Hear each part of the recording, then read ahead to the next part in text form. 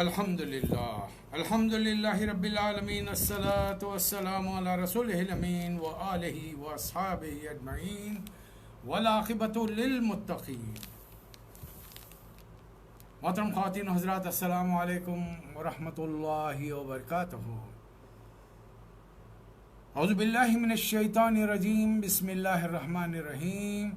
سبحان الذي اسرى بعبده ليلا من المسجد الحرام الى المسجد الاقصى الذي باركنا حوله لنريه من آياتنا انه هو السميع البصير، كما قال الله تعالى: قل ربي ادخلني مدخل صدق واخرجني مخرج صدق واجعل لي من لدنك سلطانا نصيرا وقل جاء الحق وزهق الباطل ان الباطل کان زہوقا۔ صدق اللہ مولانا العظیم۔ امید ہے بڑے آرام کے ساتھ یہ 14 روزے گزر چکے ہوں گے۔ انشاءاللہ تعالی بقایا روزے بھی اللہ تعالیٰ خیر خوبی سے گزروا دے گا۔ ہم لوگ دوسرے عشرے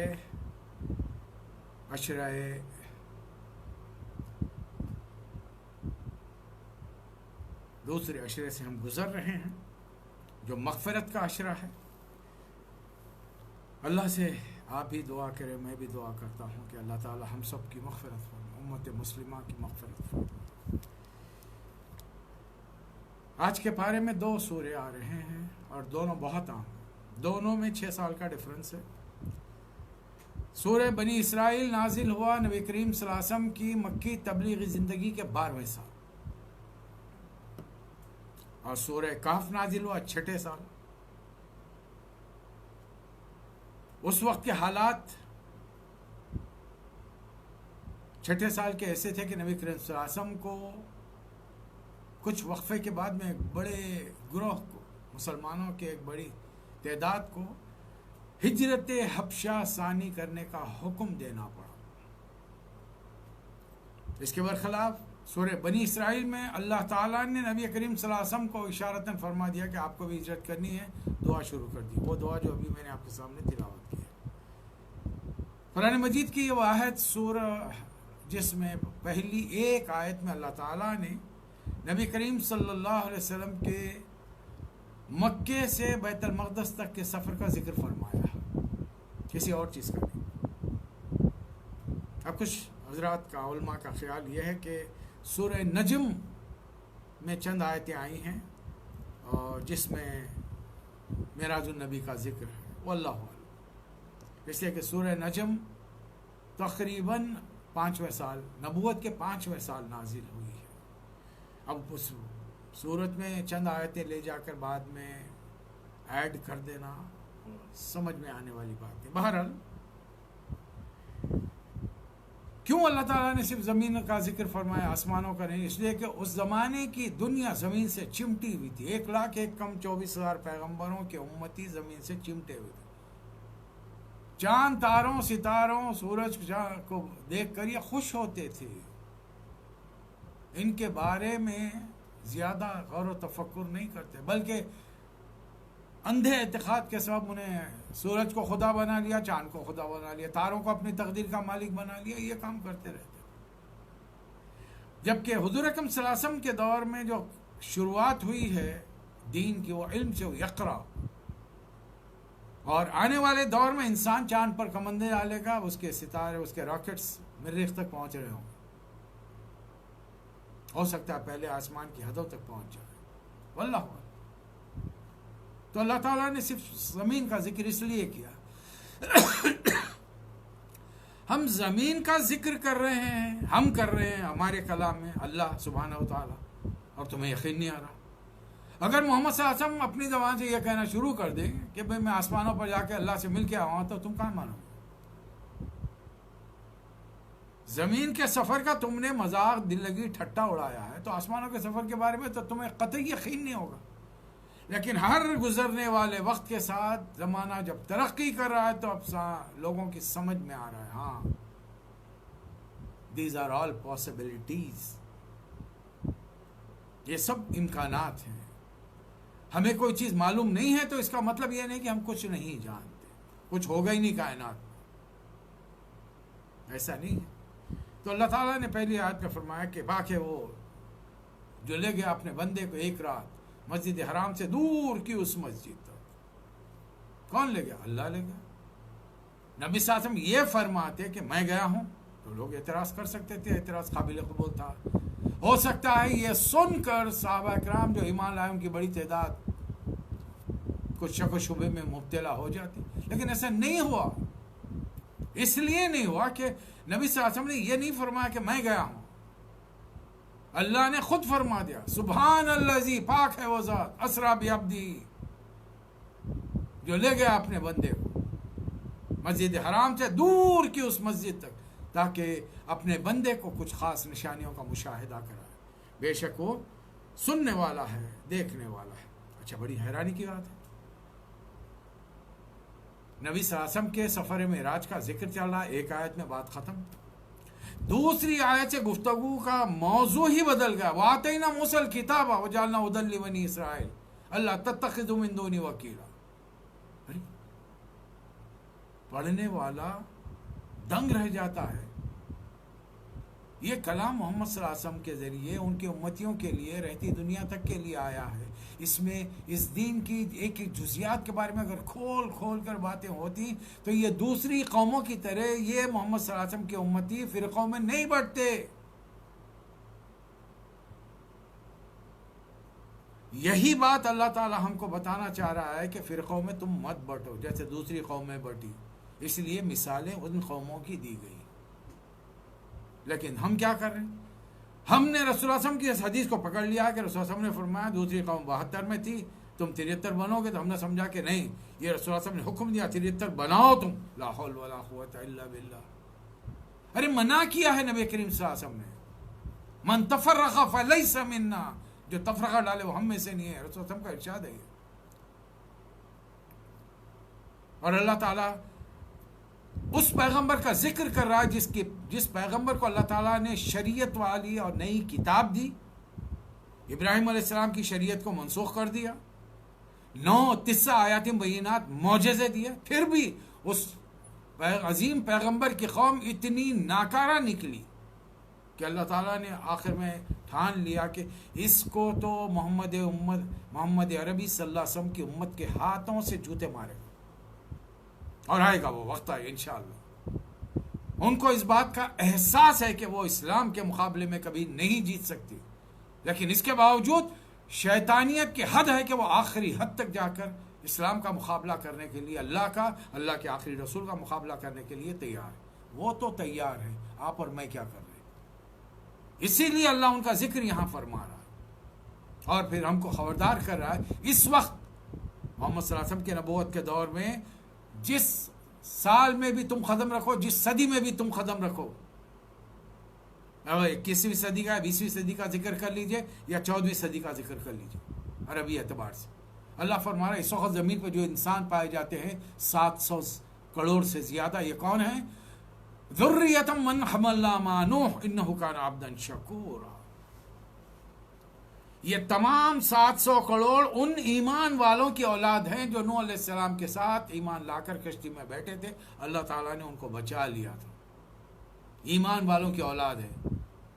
آج آپ اور میں بڑے حقارت کے ساتھ انہیں غیر مسلم، انہیں فلاں میں کیوں دعوت دوں بلکہ نکل جاتے ہیں۔ نہیں، ہمارے ایمان اور عقیدے کے مطابق یہ سارے آدم علیہ السلام حوا علیہ السلام کی اولاد ہیں، ہمارے بھائی ہیں۔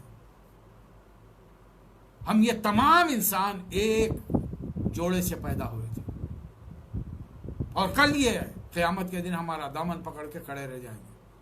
پروردگار تو نے تو بغیر پوچھے کہ بغیر ان سے رائے لیے کہ ان کو مسلمانوں محمد صلی اللہ علیہ وسلم کے گھر پیدا کیا، ہم سے بھی رائے نہیں لی، اور ہم کو کسی کو کرسچن کے، ہندو کے، پارسی کے، سکھ عیسائی کے گھر پیدا کر دیا۔ اس میں ہمارا کیا خود؟ اگر صرف مسلمان بنا کر تجھے جنت میں بھیجنا تھا تو ہمیں بھی مسلمان بنا تھا، ہم بھی کلمہ پڑھ لیتے ایک آدھ بار زندگی میں، ہم بھی جنت میں چلے آتے تھے۔ کیا ضرورت تھی ہمارے امتحان میں ڈالنے کی؟ نہیں، آپ کا میرا معاملہ اتنا آسان نہیں ہے۔ یہ جو پرانے مولویوں نے آپ کو مجھے سکھایا ہے کہ نماز پڑھ لو، سیدھی کروٹ سو جاؤ، مسواک کرو، جنت میں چلے جاؤ، یہ وہ تمام کام ہیں جو رسول اللہ علیہ وسلم کی محبت میں سنت کے طور پہ ہم کو ہر حال میں کرنے ہیں. لیکن اصل رسول اللہ علیہ وسلم کا کام یہ ہے کہ آپ کی رسالت قیامت تک ہے، تو قیامت تک پیدا ہونے والے بالغ انسانوں تک پیغام پہنچانا ہر کسی مسلمان کا کام ہے، ذمہ داری ہے. یہ آج کے بعد اپنی ذمہ داری کو محسوس کیجیے. آپ آنے والی نسلوں تک سمجھائیے اس بات کو. کوئی نماز پڑھ کے جنت نہیں ملے گی، اتنی آسانی ملے گی. ہر ایک بار زندگی میں کلمہ پڑھنے والے کو جنت ملے گی، چاہے اس نے نماز پڑھی ہو نہ پڑھی ہو. لیکن کب؟ پوری سزا بھگتنے کے بعد دوزخ سے نکال کر اس جلے ہوئے ٹھیکرے کو اللہ جنت میں اس نہر سے دھوئے گا، حیات نامی نہر سے، جس میں ڈالنے کے بعد میں پھر وہ جلا ہوا جسم اثر نو انسان بنے گا، تب کہیں اسے جنت میں ڈالا جائے. اب اگر اتنی ہمت ہے کہ دوزخ میں سیر کرتے ہوئے جنت میں جانا چاہ رہے ہیں، تو اللہ تعالیٰ بھی بڑے حیرانی سے پوچھتا فما اصبرہم علی النار، آگ پر اتنا صبر کہاں سے لائے بھائی تم؟ دیکھیے پینے والے نے تو پی کے کہہ دیا، بہت بڑا شاعر گزرا، لیکن آپ اور ہم تو وہ نہیں ہے نا. اس کو جنت میں مزہ نہیں آ رہا تھا تو کیا کہا تھا اس نے؟ کیوں نہ جنت دوزخ کو بھی جنت میں ملا لیں یا رب، شاعر کے واسطے تھوڑی سی فضا اور صحیح. شاعری میں تو یہ باتیں اچھی لگتی ہیں، لیکن پریکٹیکل لائف میں، اور یاد رکھیے پریکٹیکل لائف عنقریب ہے.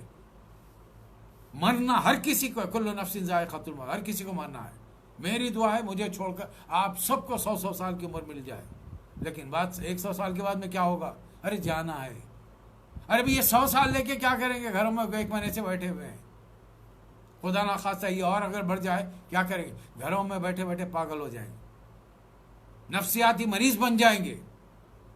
اگر ان چیزوں سے بچنا ہو، قرآن میں دل لگائیے، رسول اللہ علیہ وسلم کی احادیث پڑھیے، تب کہیں وہ جوش، جذبہ اور ہمت آئے گی. ہم وہ صلاحیت اپنے آپ میں پیدا کریں گے جو ڈیفینسیو ہوگی ان تمام وباؤں کے بارے میں. پھر اللہ فرما رہا وہ خزینہ الی بنی اسرائیل فی الکتاب لتفسدن فی الارض ولتعلن علوا کبیرا. ہم نے کتاب میں بنی اسرائیل کے لیے لکھ دیا تھا زمین میں تم 2 بار فساد برپا کرو. 2 بار فساد ہوا. جب یہ اللہ کی تعلیمات کو بھلا بیٹھے، نبی کے ہدایات کو نظر انداز کر دیا، تو اللہ تعالیٰ نے دور کے علاقوں سے ایسی قوموں کو اٹھایا جو اللہ کے نافرمان تھے، اور اللہ نے ان کے ذریعے اپنے فرما بردار بندوں کو سزا دلائی. پہلی مرتبہ جب داخل ہوئے بیت المقدس میں تو اینٹ کی اینٹ بجا دی، جوانوں کو قتل کیا، جوان لڑکیوں عورتوں کو لے کر اٹھا کر چلے گئے. پھر بھی نہیں مانے. اللہ تعالیٰ نے پھر ان پر رحم کیا، کرم کیا. ثم رددنا لکم الکرۃ وامددناکم باموال وبنین وجعلناکم اکثر نفیرا. پھر مال سے، بیٹوں سے تمہاری بڑی مدد کی، اور ایک بڑی تعداد تمہاری پیدا ہو گئی. لیکن تمہارا حال کیا تھا؟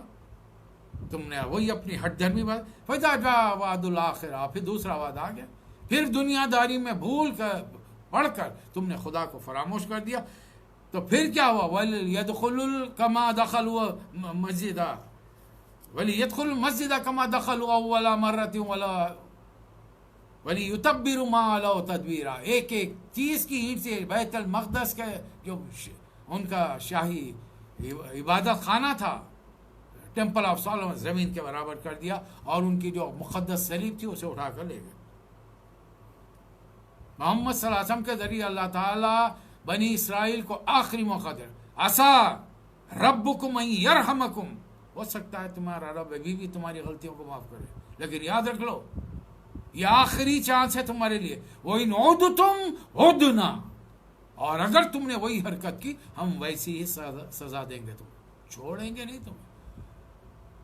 ایک بات 1 منٹ کے لیے ٹھہر کے سوچئے، کیا اللہ تعالیٰ موسیٰ علیہ السلام کی امت کا دشمن ہے؟ اللہ تعالیٰ محمد صلی اللہ علیہ وسلم کی امت کا دوست ہے کہ وہ گناہ کریں تو انہیں سزا پر سزا دنیا اور آخرت میں دے، اور ہم جو چاہے کرتے ہوئے گزر جائیں. آخری نبی کی امت ہے، اللہ معاف کر دے گا. ایسے کیسے ہوگا؟ تو پھر اللہ بہترین جج نہیں ہو سکتا ہے کہ یہ کام کرے گا پارشلٹی کا، جبکہ اللہ نے اپنے بارے میں صاف فرمایا. علیہ سوال کیا ہم سے، اور ہم جواب دیتے ہیں اس کا. الیس اللہ بحکم الحاکمین، کیا اللہ تمام ججوں سے بہترین جج نہیں ہے؟ بلا وَنَحْنُ عَلَى ذَلِكَ مِنَ الشَّاهِدِينَ وَالشَّاكِرِينَ الحمدللہ رب العالمین. بے شک ہم گواہی دیتے ہیں کہ تو بہترین جج ہے، بہترین فیصلے سنانے والا، کسی کے ساتھ رتی برابر رو رعایت نہیں کرے گا. آگے چل کر اللہ تعالیٰ نے بتا دیا کہ ہر انسان کو مرنے کے بعد قیامت کے دن اس کے گلے میں اس کا نامہ اعمال لٹکا دیا جائے. وَكُلُّ إِنسَانٍ أَلْزَمْنَاهُ طَائِرَهُ فِي الْعُنُقِ، اور اسے کہا جائے گا اقرأ کتابک کفیٰ بنفسک اليوم علیک حسیبا، تم خود اپنا نامہ اعمال پڑھو. اور اس دن اليوم نختم علی افواہہم وتکلمنا ایدیہم وتشہد ارجلہم بما کانوا یکسبون. جھوٹ نہیں بول سکو گے اس لیے کہ تمہارے جسم کے اعضاء تمہارے خلاف گواہی دیں گے. جب ہم کسی بستی کو ہلاک کرنے کا حکم دیتے ہیں تو ایسی ہلاک نہیں کر دیتے. وہاں کے امیروں کو، دولت مندوں کو حکم دیتے ہیں کہ وہ فحش منکر میں آگے بڑھ جائیں. ان کی برائیوں کو دیکھ کر اس دور کے تمام انسان، اس مذہب کے عقیدے کے ماننے والے وہی برائیوں میں مبتلا، تب کہیں اللہ کا عذاب آ جاتا. آیت نمبر 23 سے تیسرا اور چوتھا رکو اگر ہو سکے یاد کیجئے، بچوں کو یاد کرائیے مانوں کے ساتھ. اس میں انفرادی زندگی سے لے کر مسلمانوں کی اجتماعی زندگی 14 اصول بیان کیے گئے اور یہ فیصلہ کر دیا اللہ وَقَضَىٰ رَبُّكَ أَلَّا تَعْبُدُوا إِلَّا إِيَّاهُ. تمہارے رب نے فیصلہ کر دیا، پہلی شخص کی پہلا جو رول ہے اس کا پہلی چیز، خدا کے ساتھ شرک نہیں ہوگا، اس کے علاوہ کسی کی بندگی نہیں ہوگی. بندگی کے بڑے وسیع معنی ہیں، معلوم کیجئے. تقاریر میں عموماً آپ کے سامنے آتے بھی رہتا ہے. اب یہ خلاصے کے اندر ایک پارے کا بہت مشکل ہے ان تمام چیزوں کی تفصیلات بیان کی جائے. اپنے ذکر کے فوری بعد والدین کے ساتھ حسن سلوک. فَلَا تَقُلْ لَهُمَا اُفٍّ، وہ جو چاہے تمہیں کہیں، تم کتنے ہی بڑے ہو جاؤ، بیٹے ہی رہو گے نا، بیٹی ہی رہو گے نا. میری آج یہ عمر ہے تو میں اپنے باپ کے نزدیک کیا ہوں، ان کا باپ بن گیا. میں انہی کے ذریعے میں دنیا میں آیا ہوں. میں کتنا عمر رسیدہ ہو جاؤں، کتنی بڑی پوزیشن پہ میں پہنچ جاؤں، دنیا بھر کے لوگ میرے احترام میں ملتے رہیں، لیکن جب باپ کے سامنے جاؤں گا تو مجھے احترام سے ملنا پڑے گا. باپ ہو یا ماں ہو، احترام باپ کا زیادہ ہوگا، خدمت ماں کی زیادہ ہوگی. اور جب کبھی بات کرو قُلْ لَهُمَا قَوْلًا كَرِيمًا، دعا کرتے رہو رب ارحمہما کما ربیانی صغیرا، چاہے وہ زندہ ہوں یا مردہ ہوں. مردہ ہوں تو ان کی مغفرت کے لیے، ان کے درجات کی بلندی کے لیے، اور زندہ ہوں تو ان کی صحت کے لیے، ان کا خاتمہ بالخیر ایمان پر ہو، اس کی دعا ماں باپ کے لیے کرنی چاہیے. یتیموں کو، قرابت داروں کو، مسافروں کو ان پر خرچ کرو. فضول خرچی مت کرو، فضول خرچ شیطان کے بھائی ہیں. ان الشیطان کان لربہ کفورا. اتنا زیادہ، اور اگر تمہارے پاس نہیں ہے تو معذرت کرو، بڑے پیار سے، بڑے عاجزی کے ساتھ. بھائی اس وقت مدد نہیں کر سکتا، جب کبھی انشاءاللہ وقت ملے گا، اگر اللہ عنایت فرمائے گا تو میں آپ کی ضرور مدد کروں. بلکہ اگر ہو سکے کسی سے سفارش کرو. ہو سکتا ہے تمہاری بات سن کر کوئی آدمی اس آدمی کی حاجت کو پوری کرے. اس حاجت پوری کرنے والے کو جتنا ثواب ملے گا، سفارش کرنے والے کو بھی اتنا ثواب ملے گا. منہ میں گھنگلیاں ڈال کے بیٹھے رہنے سے کام نہیں چلے گا. اپنی جب ضرورت ہو ایک ایک کے تھڈیوں کو ہاتھ لگانا، اور جب دوسروں کی ضرورت ہو تو خالی بیٹھ جانا، انسانیت نہیں کہلاتی. نہ اتنا ہاتھ کھول کر خرچ کرو کہ مفلس ہو جاؤ، نہ ہاتھ اتنا تنگ کر لو کہ گلے سے باندھ کے رکھو. کنجوسی اتنی ہے. دونوں کے بیچ کا راستہ اختیار کرو. اللہ تعالیٰ جس کا چاہتا ہے رزق کشادہ کرتا ہے، جس کا چاہتا ہے تنگ کر دیتا. مفلسی کے ڈر سے اولاد کو قتل مت کرو. تمہیں بھی نحن نرزقہم وایاکم، ان کو بھی رزق دینے والے ہم ہیں، تم کو بھی دینے والے. اور ان کا قتل بڑی بری بات ہے. شادیاں کرو، اولاد پیدا کرو، لیکن برا کام مت کرو، فحش مت کرو. ولا تقربوا الزنا انہ کان فاحشا وساء سبیلا. اور کسی کو ناحق قتل مت کرو. 5 طریقے اسلام میں قتل کے، 3 قرآن نے بیان کیا، ایک تورات کا، ایک نبی صلی اللہ علیہ وسلم کا، کہ مسلمان ہونے کے بعد اگر کوئی مرتد ہو تو اسے قتل کر دیا جائے. شادی شدہ عورت اور مرد اگر بدکاری کرے تو انہیں قتل کر دیا جائے. میدان جنگ میں اگر کوئی غیر مسلم اسلام کے مقابلے میں اسے قتل کر دیا. کسی آدمی نے کسی کو قتل کیا، مقتول کی سزا قاتل کو دی جائے گی. اور اگر تیسری شرط قرآن کی، اسلامی حکومت کے خلاف کوئی بغاوت کرے، اگر وہ پکڑا جائے تو پھر اسے قتل کر دیا جائے گا۔ اور یاد رکھو، یتیم کے مال کے قریب بھی مت پھٹکو، جب وہ جوان ہو تو گواہ بنا کر اس کا مال لوٹا دیا کرو، جب تولو تو برابر تولو اور صحیح انداز میں لین دین کرو، یہ بہترین ہے تمہارے لیے۔ اور کسی کی ٹوب میں مت لگے ہوئے رہو، کیا کر رہے ہیں، کیا کر رہے ہیں، کھا رہے ہیں، ان کی زندگی کیسے بسر ہو رہی، ان کے پیچھے مت رکھو۔ یہ تمام چیزیں ان السمع والبصر والفؤاد کل اولئک کان عنہ مسئولا۔ پھر زمین میں اکڑ کر مت چلو، ذریعہ عہدہ، ایک عہدہ مل گیا، تھوڑی دولت آ گئی، خوبصورتی ہے، تھوڑی طاقت ہے، کرسی مل گئی، اکڑ اکڑ کے چل رہے ہیں جیسے گردن میں سری آ گیا۔ ولا تمشی فی الارض مرحا انک لن تخرق الارض ولن تبلغ الجبال طولا۔ تم زمین کو پھاڑ نہیں سکتے، نہ پہاڑوں کی بلندیوں کو پہنچ سکتے ہو۔ یہ تمام چیزیں اللہ کے ہاں بہت مکروہ ہیں، اور اللہ وحی کے ذریعے بتا رہا ہے، حکمت کی تعلیم دے رہا ہے، اللہ کے ساتھ دوسرا خدا مت بناؤ ورنہ پھر جہنم میں جھونک دیا جائے گا۔ اور یہ کیا بات ہے کہ تم کو تو بیٹے چاہیے، افاصفاکم ربکم بالبنین واتخذ من الملائکۃ اناثا، اور اپنے لیے بیٹے چاہیے، اللہ کے لیے تم نے فرشتوں کو بیٹیاں بنائے۔ انکم لتقولون قولا عظیما۔ کائنات کی ہر چیز اللہ تعالیٰ کی حمد و ثنا کر رہی ہے، لیکن وَإِن مِّن شَيْءٍ إِلَّا يُسَبِّحُ بِحَمْدِهِ وَلَكِن لَّا تَفْقَهُونَ تَسْبِيحَهُمْ۔ ہر چیز کائنات کی اللہ کی حمد و ثنا تسبیح میں لگی ہوئی ہے، لیکن ان کی تسبیح تم نہیں سمجھتے۔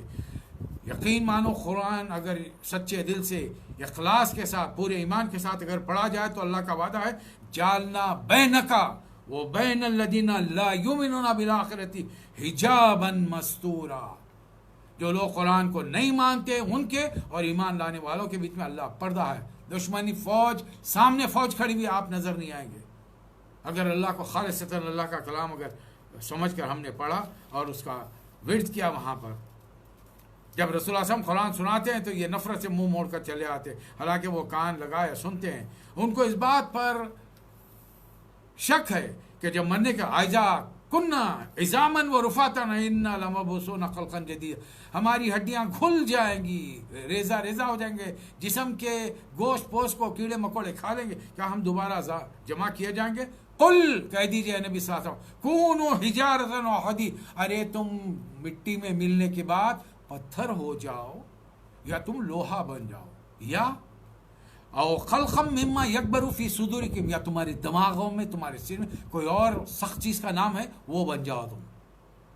یہ پھر بھی اپنی حماقتوں سے، ہٹ دھرمی سے، فسیقولون، وہ کہیں گے من یعیدنا، کون پیدا کیا ہم کو؟ قل الذی فطرکم اول مرہ، وہ جو ماں باپ کے ذریعے ایک باریک کیڑے کے ذریعے پیدا کیا، جس نے وہ اول پہلی بار، وہی دوبارہ پیدا۔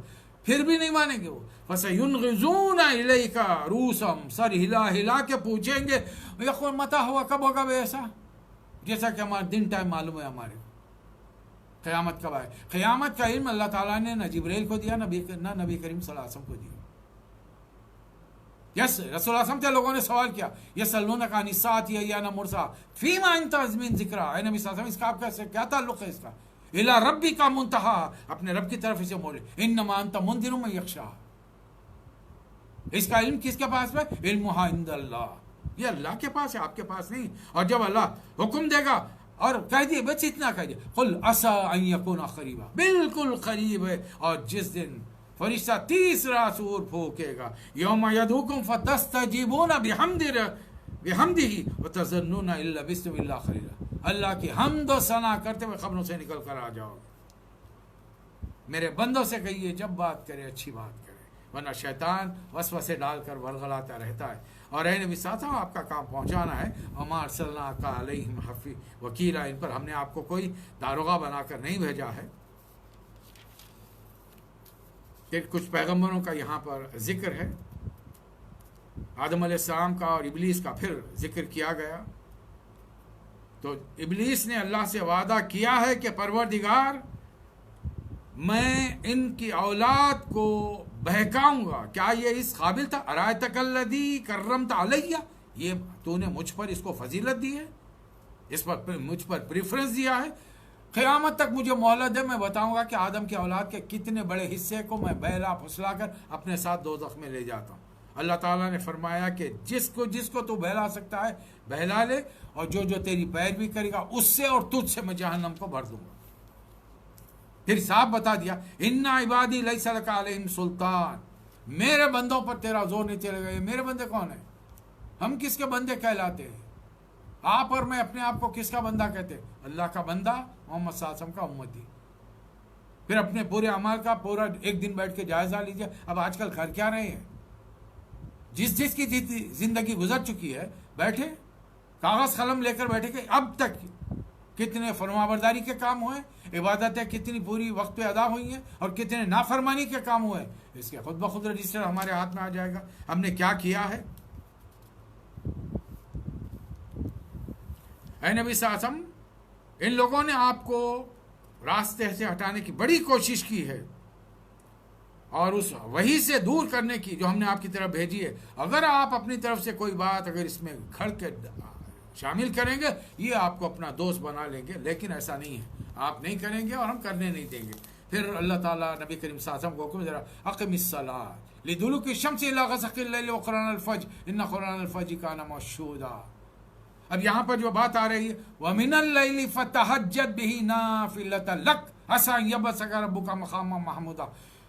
نبی صلی اللہ علیہ وسلم کے لیے 6 نمازیں فرض تھی، تہجد بھی فرض تھی، اور امت کے لیے آپ نے فرمایا تہجد کو لازم قرار پکڑو۔ بتائیے اس وبا کے دوران میں کتنی تہجد کی نمازیں ہم سے ہو رہی ہیں، کتنا توبہ اور استغفار ہو رہا ہے، اور یہ جو اللہ شرط رکھا ہے کہ اگر آپ یہ تہجد ادا کریں گے تو اللہ کیا کرے گا، عسیٰ ہو سکتا ہے ان یبعثک ربک مقاما محمودا، اللہ تعالیٰ مقام محمود کو پر آپ کو فائز کرے گا۔ کیا مقام ہے یہ وہ مقام ہے جہاں پہنچ کر آپ امتیوں کی اور نیک لوگوں کی شفاعت کریں گے، اور اس کا تعلق دونوں سے ہے۔ فرض کر لیجیے آپ بڑے دولت مند ہیں اور آپ کے اطراف و اقنام میں کوئی غریب ہے ہی نہیں، کیا کریں گے آپ اپنی دولت کو لے کے؟ دن رات گن لیتے بیٹھے رہیں گے؟ دولت مند اس وقت کہلاتا ہے جب اس کے اطراف میں غریب ہوں اور دینے والے ہوں، تبھی تو آپ کی تعریف کریں گے، بڑے سقی داتا ہیں، ان داتا ہیں، بھائی حاتم تائی ہیں، تبھی تو آپ کا بڑا دنیا کے اندر نام ہوگا، چرچا ہوگا۔ اب رسول اللہ صلی اللہ علیہ وسلم کے پاس مقام محمود ہے، آپ اور میں اتنے نیک ہیں کہ ہم کو شفاعت کی ضرورت نہیں ہے، اور اگر ضرورت ہے اس شفاعت کے لیے میں اور آپ رسول اللہ علیہ وسلم کے پاس پہنچے اور رسول اللہ علیہ وسلم نے سوال کر دیا، میرا کام کر کے آئے، do you have any answer? مجھے بتا دیجئے، تقریر کرنے چھوڑ دوں گا۔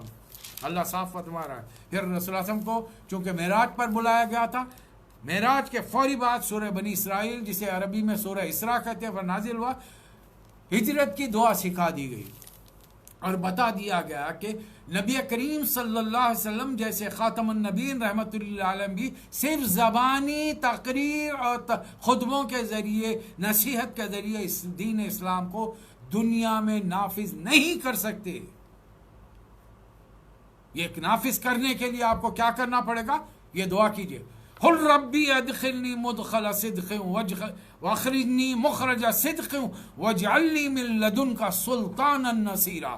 اے اللہ جہاں مجھے لے جا سچائی کے ساتھ لے جا، جہاں سے نکال سچائی کے ساتھ نکال، اور ایک طاقت کو میرا مددگار بنا دے۔ طاقت کیوں چاہیے؟ اس لیے کہ قل جاء الحق وزهق الباطل، اب کوئی پیغمبر آنے والا نہیں، میں آخری نبی ہوں، اور میں دنیا سے باطل کو، شیطانی قوتوں کو اور شیطانی نظریوں کو، عقیدوں کو مٹانے کے لیے آؤ۔ جاء الحق وزهق الباطل ان الباطل کان زهوقا، اور باطل تو بھاگنے ہی کے لیے، باطل کو بھگانے کے لیے آپ کو کیا چاہیے؟ ننزل من القرآن ما هو شفاء ورحمۃ للمؤمنین ولا یزید الظالمین الا خسارا۔ اب بتائیے، قرآن تو ہر مرحلے پر ہمارے ساتھ کھڑا ہے، لیکن ہم قرآن کے ساتھ کہاں ہیں؟ ہم نے تو قرآن کو غلافوں میں لپیٹ کے چوما، آنکھوں سے لگایا، سب سے اونچی گھر کی الماری کے اوپر ہم نے رکھ دیا۔ قرآن سے ہم نے تعلق جوڑا کہاں ہے؟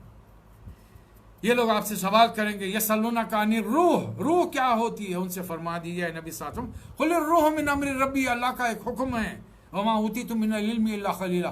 آج تک سائنس نے اتنی ترقی کر لی اور ترقی بہت کرے گی، لیکن روح کی حیت کو، ماہیت کو، وہ کیا چیز ہے اس کے بارے میں کبھی نہیں پہنچ سکتا۔ ایک آدمی بے ہوش ہے، کوما کنڈیشن میں، his body, total bodies In medical terminology, he is a dead person.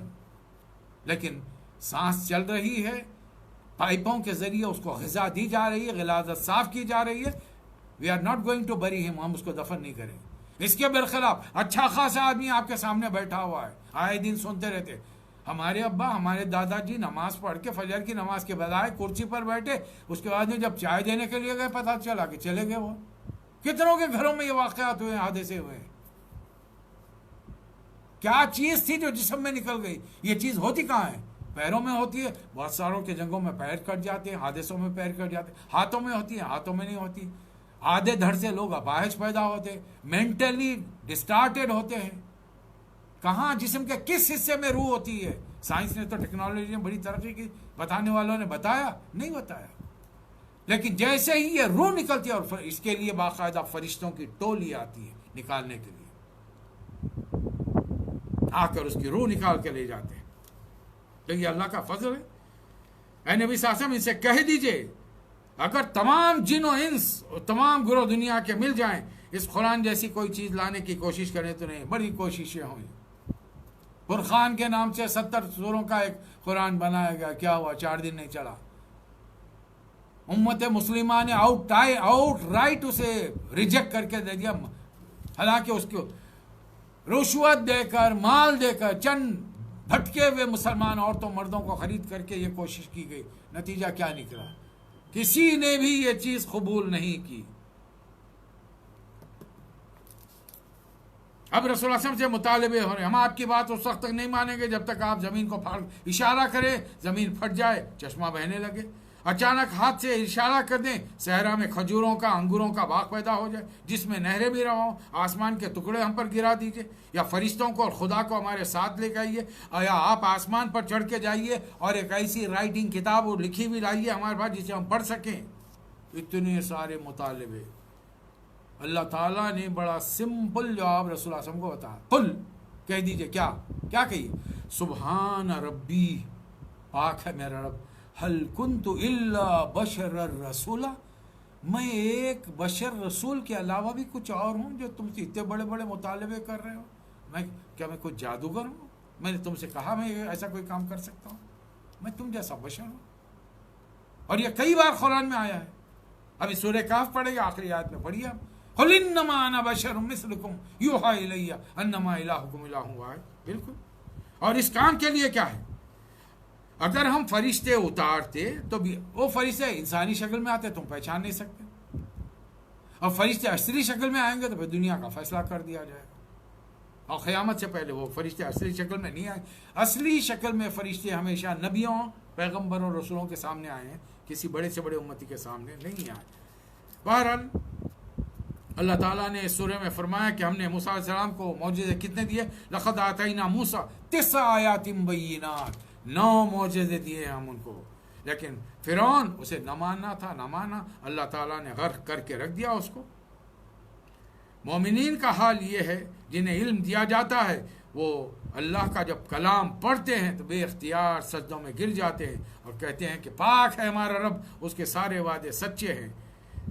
ऐ नबी साहब, ये मक्के वाले रहमान को नहीं पुकारने जाते, उनसे कहिए खुलिदुल्लाह विदुर रहमान, तुम अल्लाह को नाम लेके अल्लाह से पुकारो या रहमान को. अय्यम तदू फलहुल अस्माउल हुस्ना, जिस नाम से भी पुकारो वो बड़े प्यारे नाम है उसके. वला तजहर बिसलातिका वला तुखाफित बिहा वब्तगी बैन ज़ालिका सबीला, ना बहुत ज़्यादा ऊंची आवाज़ से कुरान पढ़ो कि सोते उठ के बैठ जाएं, ना इतनी आहिस्ता पढ़ो कि बाजू अगर कोई नीम गुनूदगी में तो उसको भी सुनाई नहीं. वब्तगी बैना, इस्लाम चाहता है हर मामले में एतदाल का रवैया. ना एक एक्सट्रीम पर इधर पहुंचे कि कंजूस बन जाए, ना एक एक्सट्रीम पर इधर पहुंचे कि सबको लुटा के बैठ जाए. ये अल्लाह ताला चाहता है. आखिरी आयत में सुने बनी इसराइल की अल्लाह ताला शिर्क से बचने का हुक्म दे रहा है. कुल अल्हम्दुलिल्लाहिल्लज़ी, कह दीजिए नबी साहब, तारीफ सिर्फ उस खुदा के लिए जिसने न किसी को बेटा बनाया, लम यत्तखिज़ वलदा वलम यकुल लहु शरीकुन फिल मुल्क, ना उसकी कायनात की बादशाही में कोई शरीक है, वलम यकुल लहु वलियुम मिनज़-ज़ुल्लि वकब्बिरहु तकबीरा, और फिर उसकी ना वो आजिज है कि कोई उसका साथी मददगार पुष्टिबान हो. उसकी बड़ाई बयान करो, कमाल दर्जे की बड़ाई.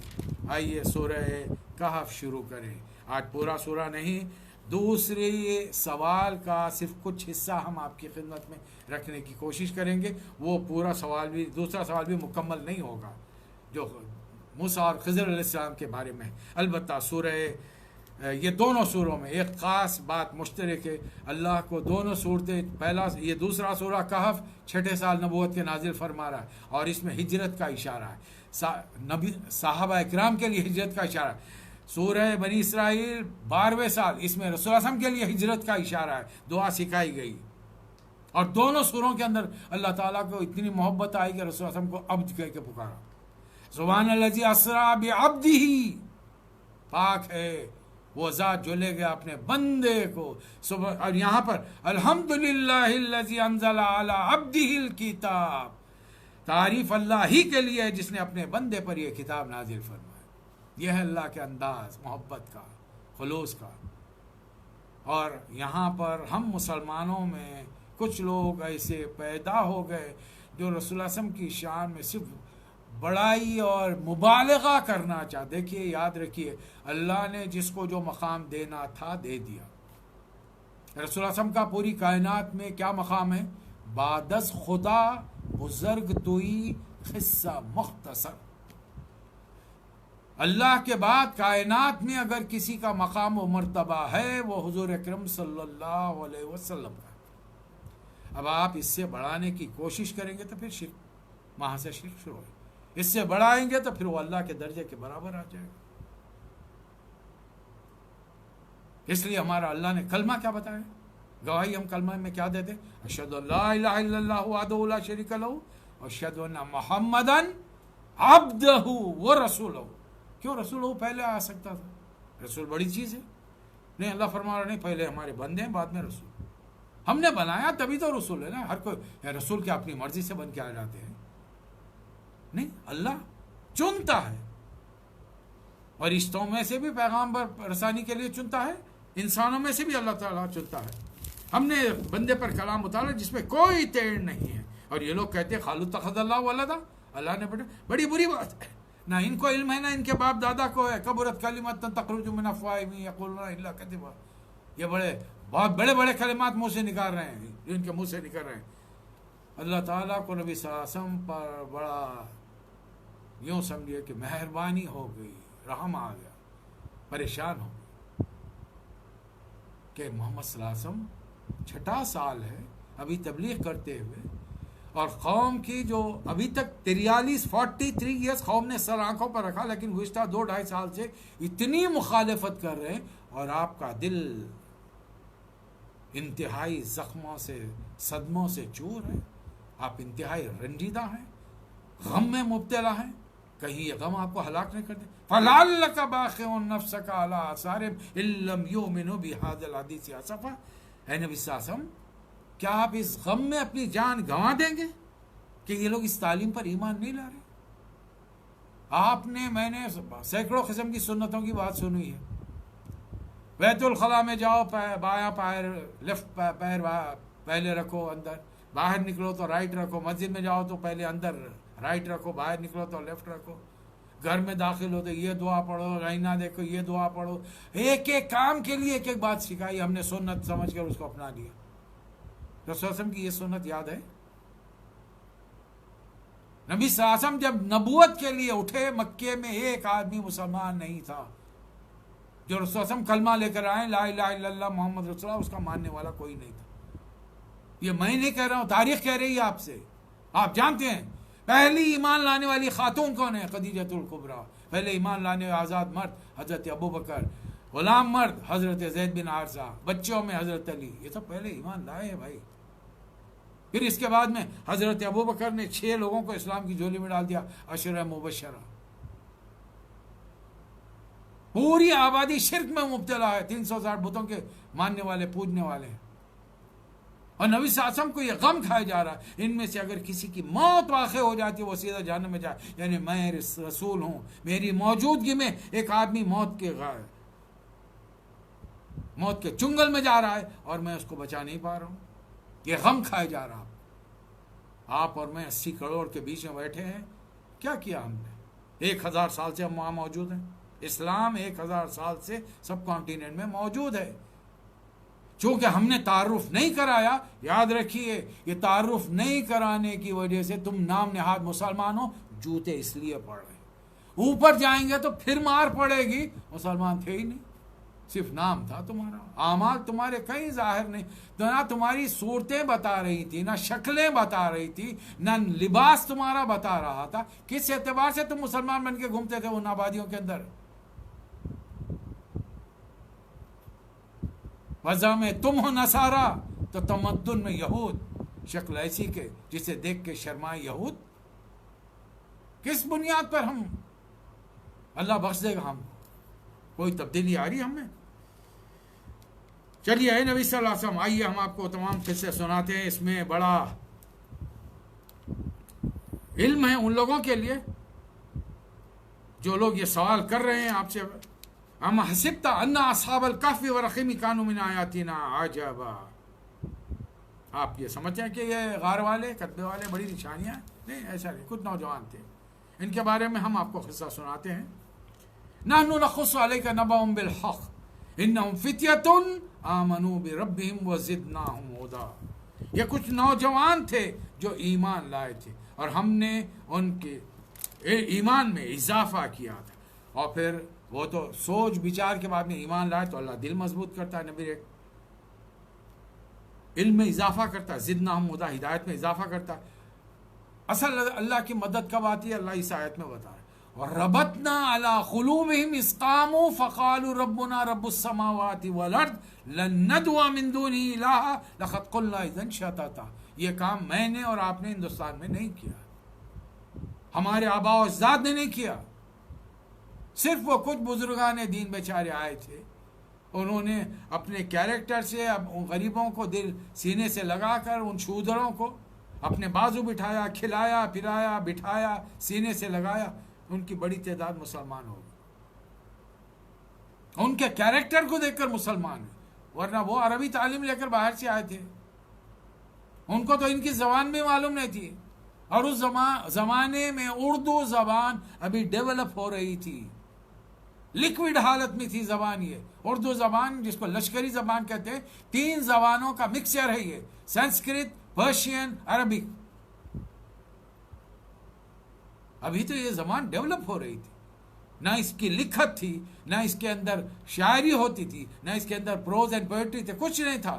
صرف بول چال کی لشکروں کی زبان تھی. باہر سے وہ فوجیں جو آ رہی تھی ان سے مقامی لوگوں کا جب ربط ہوتا تھا تو یہ ان کے چند جملے بولتے تھے, یہ ان کے چند الفاظ دہراتے تھے. اللہ فرما رہا ان کے بارے میں, جب انہوں نے اٹھ کر یہ اعلان کیا کہ ہاں ہم ایک رب کے ماننے والے ہیں, اس کے علاوہ ہر کسی کا ہم انکار کرتے ہیں, اللہ نے دلوں کو مضبوطی عطا کی. پھر ان کے پاس ایک شعور ہی آیا, لولا یاتون علیہم بسلطان, یہ لوگ ان کے خدا ہونے پر دلیل کیوں نہیں لاتے؟ اپنے ہاتھ سے پتھر بناتے ہیں, پتھر کی مورتیاں, اور بیچتے ہیں اس کو. کیا خدا بکتا ہے؟ خدا کے بیچے ہوئے اس سے تم اپنے پیٹ بھرتے ہو, اور اس خدا کا تم کا مورتیاں بنانے کا تم نے کاروبار کر رکھا ہے. اپنے ہاتھ کی بنائی ہوئی چیز کو خدا سمجھتے ہو, پھر اسی کے آگے ہاتھ جوڑ کے کھڑے رہ جاتے ہو. ارے وہ آدمی جو بازار میں جا کر ایک 5 روپے 10 روپے کی مورتی خریدتا ہے, گھر میں لے جا کر ایک کونے میں جگہ پر نصب کر دے, پھر اسی کے سامنے اود اگربتیاں لوبان جلا کر ہاتھ جوڑ کے کھڑا ہو گیا, بھگوان ہے. ارے تیرے بھگوان تو یہ ہیں جو دکان سے پیدل چل کے تیرے گھر تک نہیں آ سکے, تو گود میں اٹھا کے لایا, کسی مزدور کے سر پہ دھو کر لایا, تو یہ کیسے تیرے بھگوان ہیں؟ اس کو شعور ہی نہیں, دماغی کام نہیں کر رہا اس کو. جس کو شعور کے ساتھ اسلام سمجھ میں آتا ہے وہ دلیل مانگتا ہے, اور اسلام سارے کا سارا دلیلوں کا مذہب. ایک علاقے میں یہودی حکومت تھی, وہاں پر آہستہ آہستہ عیسیٰ علیہ السلام کی تعلیمات آئی. نبی صلی اللہ علیہ وسلم سے بہت پہلے کی بات ہے. چند نوجوان مسلمان ہو گئے. وقت کے بادشاہ کو اطلاع ملی, اس نے دربار میں بلایا, دھمکی دی کہ اگلے ہفتے تک پھر رجوع کر لو, واپس آ کے بتاؤ. وہ جب دربار سے نکلے تو سیدھا اپنے گھروں کو نہیں گئے. کوئی پلٹ کر, ہو سکتا ہے کوئی شادی شدہ نیا تھا, کوئی ابھی اپنے ماں باپ کا, بوڑھے ماں باپ کا سہارا تھا. کتنے تھے, 10-15, ہم یہ بھی نہیں جانتے نمبر ہی. بس یہ تمام ان دربار میں آ کر ان لوگوں کو پتا چلا کہ بھائی ہم سب ایک رب پر ایمان لائے اور اب بت پرستی ہم چھوڑ دیں گے. تو کہاں کیا کریں گے؟ چلو بستی ہی کو چھوڑ کے نکل جاتے ہیں, سیدھا ایک دور بستی کا دور آبادی کے باہر غار میں گئے، جا کر تھک گئے، لیٹ گئے، موت طاری ہو۔ اس علاقے میں یا آہستہ آہستہ عیسائی تعلیمات عیسیٰ علیہ السلام کی اتنی بڑی کہ ایک دور میں کئی سو سال کے بعد میں بادشاہ اور رعایا بڑی تعداد میں عیسائی تعلیمات کے ماننے والے ہو گئے، یہودی تھوڑے سے رہ گئے۔ یہ یہودی جا کر ان کو تنگ کرتے تھے، قیامت کب آئے گی۔ عیسیٰ علیہ السلام کو اللہ تعالیٰ نے جو شریعت دی تھی، جو کتاب دی تھی انجیل، اس میں عقیدوں کی بات نہیں ہے، اس کے اندر شریعت کی باتیں نہیں ہیں، حرام حلال کی باتیں، اس میں سے اخلاقی تعلیمات ہیں، just moral science, that's all, اور کچھ نہیں ہے۔ اب یہ بادشاہ پریشان، پروردگار کوئی ایسی بات کر دے جس کی وجہ سے دنیا والوں کو یقین آ جائے کہ تو ہمیشہ تو مرنے کے بعد دوبارہ زندگی دے۔ اور ٹھیک انہی دنوں میں، اس بادشاہ کے زمانے میں، اللہ تعالیٰ نے ان لوگوں کو اٹھا کے بٹھا دیا، غار والوں کو۔ نوجوان اٹھ کے بیٹھ گئے، جیسے اٹھ کے بیٹھے خیال آیا کہ بھائی کتنی دیر سوئے گے، تو انسان نیچر ہے اس کا مزاج ہے، اس کی فطرت، کتنی دیر سوئے ہوں گے۔ اب ہر آدمی اپنی شاعری شروع کرتا، میرے خیال میں آدھا گھنٹہ تو سوئے ہوں گے، نہیں میرا خیال ہے آدھا دن، ایک دن تو سوئے ہوں گے۔ چوتھے صاحب فرمائیں گے نہیں صاحب ہم تو 3-4 دن تو سوئیں گے، ایک آدھ ہفتہ تو سوئیں گے۔ اتنی دور سے بھاگ کے آئے۔ جو عقل مند تھا اس نے کہا کہ اللہ جانتا ہے کتنی دیر سے ہوئے، ہم بیکار بحثوں میں وقت خراب مت کرو، اب اٹھ گئے ہیں، بھوک لگ رہی۔ کوئی شخص پیسہ لے سیدھا بازار جائے، لیکن اب ہم ہر قسم کے علم غلم کھانا نہیں کھائیں گے۔ فَلْيَنْظُرْ أَيُّهَا أَزْكَىٰ طَعَامٍ، پاک غذا چاہیے ہم کو کھانے کے لیے، ہر چیز نہیں کھائیں گے ہم۔ آج ہمارے کھانوں میں بے شمار مسلمانوں کا کھانا حلق کے نیچے نہیں ہوتا تھا جب تک کہ پیپسی کا گھونٹ نہ لے، پنٹا نہ ہو جائے۔ بتائیے اس میں کیا ہے؟ اب پورا سب تفصیلات ہم ہی کھول کے بتائیں۔ ہم کو بھی تو ذرا حلال حرام کی تمیز کرنی چاہیے نا۔ اس کے انگریڈینٹس کبھی بھی کوئی نہیں بتائیں گے۔ ایک بات یاد رکھ لیجئے، یہ ایک شیشہ جو خریدتے ہیں اس میں سے 100 پیسے، اس کے 10 پیسے جاتے ہیں ایک فلسطین کے سینے میں گولی جاتی ہے اس کی۔ اس سے بڑھ کر اور بتانا نہیں چاہتا۔ اللہ تعالیٰ نے ان کو غار میں اس انداز میں رکھا تھا کہ سورج ایک ڈھنگ سے پڑا ہے، رات کا وقت ایک ڈھنگ سے، جسم خراب نہیں ہوئے، کئی سو سال پڑے رہے۔ اچانک اڑ گئے، بھوک لگی، ایک آدمی گیا بازار میں پکڑا آیا، اس نے کہا کہ بھائی ہم تو کل یہاں سے بھاگے۔ اس نے کہا کہ نہیں، یہ تو کئی سو سال پہلے کا واقعہ ہے۔ بادشاہ کو اطلاع ملی، جن لوگوں کو ہم کئی سو سال سے واقعہ قصہ سن رہے ہیں وہ تو یہاں غار میں ہیں۔ پوری قوم بادشاہ کے ساتھ آئی، غار والوں کے پاس گئے۔ وہاں جانے کے بعد غار والے باہر نکل کر آئے، سلام کیے بادشاہ کو اور قوم کو، واپس جا کے لیٹے۔ اللہ نے ہمیشہ کی موت طاری کر دی۔ اب وہاں پر 2 قسم کے لوگ ہو گئے، آپ شمار کیجئے، میں اپنا حساب کروں، میں یہ 2 گروپوں میں سے کس میں ہوں۔ ایک گروپ وہ تھا جنہوں نے کہا کہ یہ لوگ اب اللہ کے پاس جا چکے ہیں، اس غار کے سامنے ایک دیوار اٹھا دو، ان کے رب کا معاملہ اللہ رب کے سپرد۔ لیکن جن دلوں میں ٹیڑھ تھی، انہوں نے کہا کہ نہیں، ہم اس سے اتنی آسانی کے ساتھ ہم یہ کام نہیں کریں گے۔ قال الذين غلبوا على امرهم لنتخذن عليهم مسجدا، ہم تو یہاں پر ایک مسجد بنائیں گے، پھر درگاہ شریف ہوگی، سالانہ عرس ہوگا، قوالیاں ہوں گی، پھر ایک سجادہ نشین ہوگا، اور یہ پیڑھی در پیڑھی مفت کھانے کا انتظام چلتا رہے گا۔ آج ان تینوں ملکوں کا، بر صغیر کا، سب کانٹیننٹ کا جائزہ لیجئے، پتہ چلے گا کہ سب سے زیادہ آسانی کی جو دولت ملتی ہے یہ خبر پرستی میں۔ کسی جگہ ایک عارضی خبر بنا کر ویران علاقے میں بیٹھ جائیے، تھوڑے دن صبر سے کام لیجیے، دیکھیے کیسا وہاں پہ روزگار شروع ہوتا ہے، کیسا عرس شروع ہوتا ہے، کیسا سالانہ ہنگامے ہوتے ہیں۔ چند سالوں میں آپ کے پاس کتنی دولت جمع ہو جائے گی، یا تو فقیر کی حیثیت سے بیٹھے تھے، موٹر نشین بن کے دنیا میں گھومتے رہیں گے۔ وہ یہ آج کی بات نہیں ہے، اس دور میں بھی یہی ہوتا رہا۔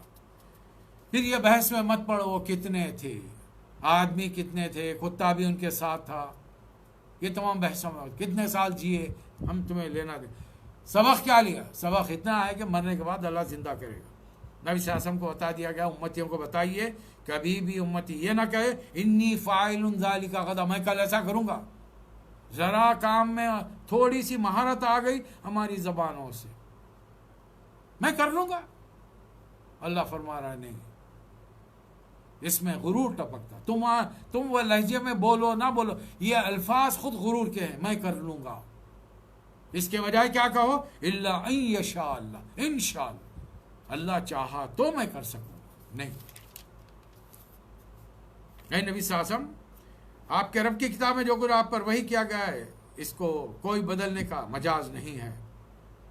اپنے دل کو ان لوگوں کی معیت اور ان کے ساتھ پر مطمئن کر لیجئے جو رب کی رضا کے ساتھ صبح شام اللہ کو پکارتے، ان سے ہرگز نظریں مت پھیریے. ہم ایک مثال دے رہے ہیں. 2 شخص تھے، دونوں کے پاس ایک باغ تھا.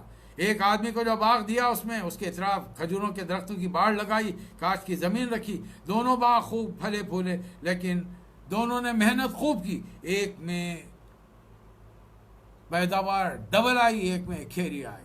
جس کے پاس ڈبل آئی اس نے دگنا کمایا، پھر اور لگایا، پھر کمایا.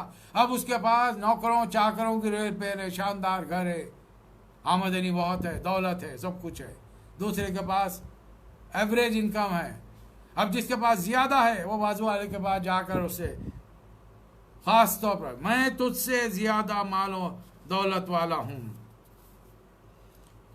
انا اکثر من کا مال ہوں وہ والا عز نفرا، میرے پاس تم سے زیادہ مال. یہ انسانی فطرت ہے، دوسروں پر اپنی بڑائی اور برتری چاہتا ہے. دوسرا بیچارہ سادہ سیدھا تھا، جو اللہ دیا تھا اس میں مطمئن. یہ دنیا میں بہت کم ہوتا ہے کہ اللہ جو دے اس پر مطمئن اور یقین مانیے.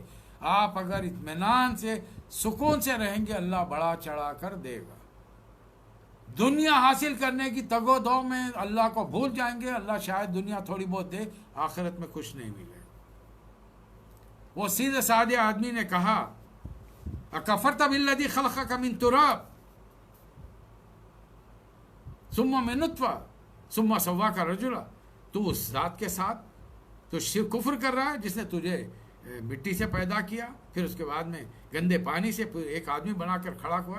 جب تو داخل ہوا تھا تو تیری زبان سے اس دخلتا جنت کا خلتا ماشاء اللہ لا قوت الا باللہ، تیری زبان سے یہ کلمات کیوں نکلے کہ ماشاء اللہ جو کچھ ہے اللہ کی طرف سے ہے، لا حول ولا قوت، اللہ سے بڑی طاقت کسی کی بات نہیں. اور تو سمجھ رہا ہے کہ میرے پاس مال اولاد کم ہے، کیا پتا میرا رب اتنا مجھے دے کہ تجھ سے زیادہ آگے بڑھا. اور ایسی ہوا. اس بار کی جو فصل آئی تو وہ آدمی جو غرور و تکبر کر رہا تھا اس کی فصل دگنی دکھ رہی تھی. اس کے پاس ایک کھیری ہے، لیکن جس دن فصل اتارنی تھی اس سے پہلے کی ایک رات میں اللہ نے ایسی طوفانی ہوا بھیجی کہ وہ زبردست پھلوں والا باغ کے پورے پھل زمین پہ آ کے رہے اور وہ فقیر بن گیا. یہ اللہ تعالیٰ مثالوں کے ذریعے بات بتاتا ہے. پھر اللہ تعالیٰ ہم سے سوال کر رہا ہے لقد جئتمونا کما خلقناکم اول مرہ.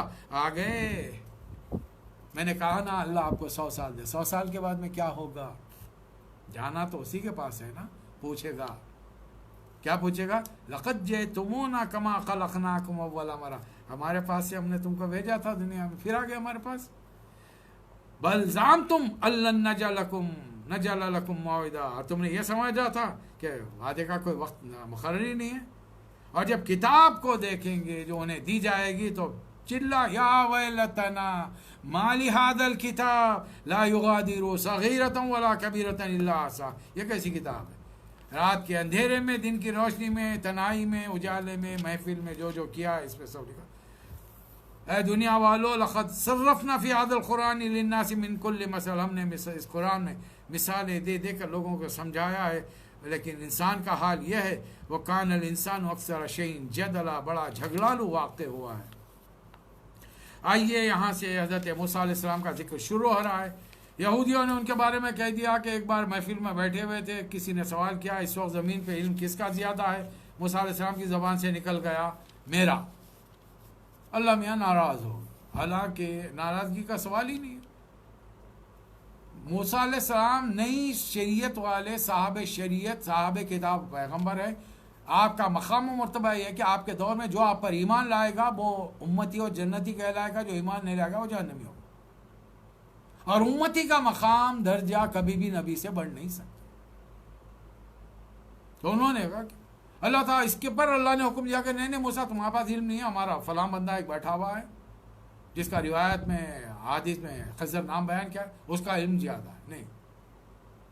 پہلی چیز تو حضرت خضر علیہ السلام مرد انسان تھے نہیں تھے. اللہ فرما رہا ہے موسیٰ علیہ السلام علم کی تلاش میں نکلے. ہو سکتا ہے یہ موسیٰ علیہ السلام کی معراج کا دور ہو. اللہ تعالیٰ کائنات کے کچھ راز بتانا چاہ رہا ہے.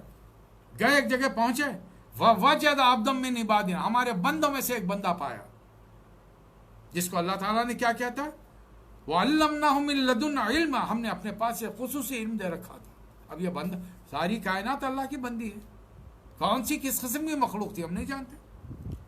حضرت موسیٰ علیہ السلام پہنچے اور کہنے لگے هَلْ أَتَّبِعُكَ عَلَىٰ أَن تُعَلِّمَنِي مِمَّا عُلِّمْتَ رُشْدًا، جو خصوصی علم آپ کو اللہ تعالیٰ نے سکھایا کہ میں آپ کے ساتھ رہ کے کچھ سیکھ سکتا ہوں. حضرت خضر نے کہا کہ انک لن تستطیع معی صبرا، آپ صبر نہیں کر سکتے. پھر وجہ بتا دی وکیف تصبر علی ما لم تحب به خبرا، اور آپ صبر کیسے کریں گے جن باتوں کی آپ کو تفصیل نہیں معلوم، آپ تو ہر چیز میں سوال کریں گے. تو موسیٰ علیہ السلام نے وعدہ کر لیا ستجدنی انشاءاللہ صابرا ولا اعصی لک امرا، میں کوئی آپ کی نافرمانی نہیں کروں گا اور آپ مجھے صابر پائیں گے. پھر بھی احتیاطاً حضرت خضر نے بتا دیا فَإِنِ اتَّبَعْتَنِي، جب آپ میری پیروی کریں، if you are following me فَلَا تَسْأَلْنِي عَنْ شَيْءٍ، مجھ سے کوئی بات مت کیجیے، حَتَّى أُحْدِثَ لَكَ مِنْهُ ذِكْرًا، جب تک کہ میں خود وہ تمام باتیں ان کی تفصیلات آپ کو نہیں بتا دوں. آپ مجھ سے سوال مت کیجیے.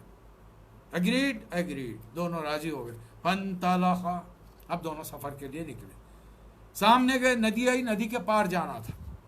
غریب نوجوانوں نے نئی کشتی خرید لی تھی ٹرانسپورٹیشن کے لیے، ادھر سے ادھر لوگوں کو پہنچاؤ، معاوضے میں کچھ پیسے مل جائیں گے، آمدنی ہو جائے گی. نئی کشتی ہے، اس کے انسٹالمنٹ بھی بھر دیں گے، گھر بھی چلتا رہے گا. پرانی لیں گے تو آئے دن بنانے میں، مینٹیننس میں ساری آمدنی خرچ ہو گئی. چلیے نئی کشتی میں بیٹھے ہو کنارے پر. اس سے پہلے کہ کنارے پہنچتے حضرت خضر نے خرقہا، اس میں ایک سوراخ کر دیا بیٹھے بیٹھے. موسیٰ علیہ السلام بڑی احتیاط اور توجہ کے ساتھ حضرت خضر علیہ السلام کو واچ کر رہے ہیں، فالو کر رہے ہیں، آبزرو کر رہے ہیں، دیکھ رہے ہیں ان کو. ایک دم زبان سے نکلا خرقہا لتغرق اہلہا، ارے آپ نے اس میں تو سوراخ کر دیا ہے، پانی بھر جائے گا، آپ لوگوں کو ڈبانا چاہتے ہیں. لقد جئت شیئا امرا، آپ نے کوئی اچھا کام نہیں آیا کیا، بڑی سخت حرکت کی آپ نے. خضر علیہ السلام بڑے اطمینان سے پلٹے. انہوں نے کہا الم اقل انک لن تستطیع معی صبرا، میں نے نہیں کہا آپ سے کہ آپ میرے ساتھ رہ کے صبر نہیں کر سکے. موسیٰ علیہ السلام کو احساس ہو، ارے میں نے تو وعدہ کیا تھا. کہنے لگے لا تؤاخذنی بما نسیت، بھول چال میں، بھول چوک میں اگر کوئی بھول گیا تب اتنے سختی تو مت کیجیے. ولا ترهقنی من امری عسرا، اب اتنی زیادتی سختی، بات پہ چھوٹی چیزوں پہ پکڑ مت کیجیے، اتنی سختی سے میرا معاملہ مت کیجیے. ایک چلیے فانطلق، اور آگے بڑھے. حتی اذا لقی غلاما، ایک سامنے سے کھیلتا کودتا چھوٹا سا بچہ آ رہا تھا. فقتلہ، خضر علیہ السلام نے بچے کو 9-10 سال کا بچہ قتل کر دیا. موسیٰ علیہ السلام پیغمبر بننے والے ہیں، اللہ تعالیٰ نے علم حکمت سے نوازا ہے. حیران ہو گئے، پر کہنے لگے قالا قتلت نفسا زکیا بغیر نفس، اس بچے نے کسی کو قتل نہیں کیا اور آپ نے اس کو قتل کر دیا. لقد جئت شیئا نکرا، آپ نے تو بہت برا کام کیا. یہاں پر 15واں پارواں آج پر مکمل ہو گیا. اب اس کا جواب کیا ہے، اور پھر اس کے بعد میں ایک اور سوال، یہ دوسرا سوال چل رہا ہے جس میں ابھی ایک آئٹم اور باقی ہے. حضرت خضر علیہ السلام ایک کام اور کرتے ہیں، پھر موسیٰ علیہ السلام سوال کرتے ہیں. انشاءاللہ یہ تفصیلات کل آپ کی خدمت میں پیش کی جائیں گی. اللہ تعالیٰ مجھے اور آپ کو توفیق عطا فرمائے. وآخر الدعوانا ان الحمد للہ رب